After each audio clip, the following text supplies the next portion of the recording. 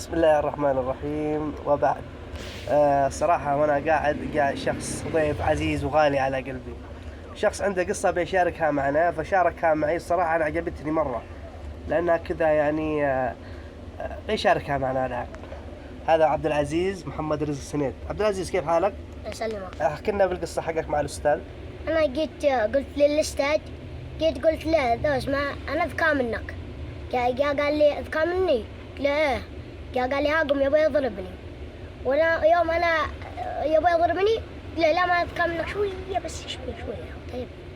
ورجع جلسني، قال لي جلس. يا رجال والله ما أنا داري كيف قنعته. قال لي جلس، كيف قنعته ما أنا داري. مسيلمة الصراحة يعني. طيب طيب عبد العزيز، وش ابي احكي لكم عبد العزيز وش انا عبد العزيز. أنت القلب، واب الروح، واب وأنت العقل كله.